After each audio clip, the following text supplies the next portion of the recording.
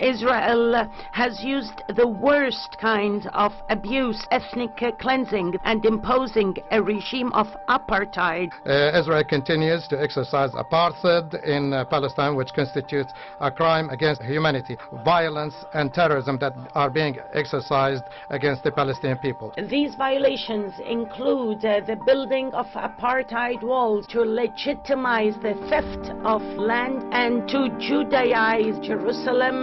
The separation wall is an example of the apartheid policy practiced by Israel. Israel's practices of discrimination as well as extremism. United Nations Watch, have the floor. Mr. President, let me begin by putting the following on the record. Everything we just heard from the world's worst abusers of human rights, of women's rights, of freedom of religion, of the press, of assembly, of speech, is absolutely false and indeed Orwellian. Today's report does not consider Israelis to be deserving of human rights, consistent with the approach of this Council, where today's notorious agenda item against Israel completely ignores their human rights.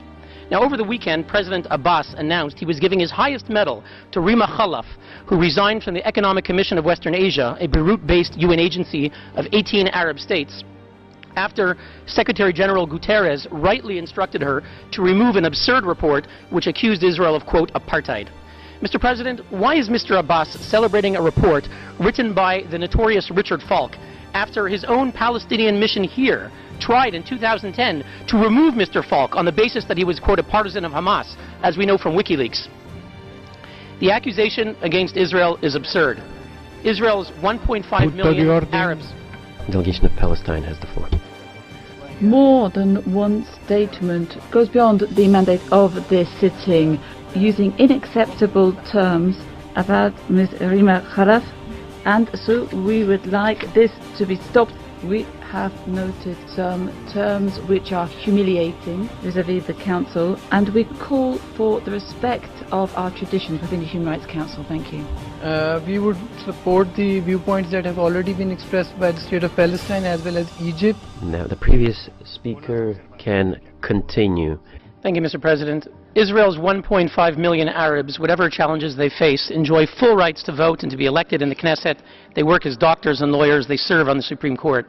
Now, I'd like to ask the members of that commission that commissioned that report, the Arab states from which we just heard, Egypt, Iraq, and the others, how many Jews live in your countries? How many Jews lived in Egypt, Iraq, Jordan, Kuwait, Lebanon, Libya, Morocco? Once upon a time, the Middle East was full of Jews. Algeria had 140,000 Jews. Algeria, where are your Jews?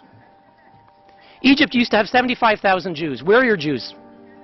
Syria, you had tens of thousands of Jews. Where are your Jews? Iraq, you had over 135,000 Jews. Where are your Jews? Mr. President, where is the real apartheid? Why is there a UN commission on the Middle East that does not include Israel? From the 1960s and the 70s, they refused to include Israel. Where is the apartheid, Mr. President? Mr. President, why are we meeting today on an agenda item singling out only one state, the Jewish state, for targeting? Where is the apartheid, Mr. President?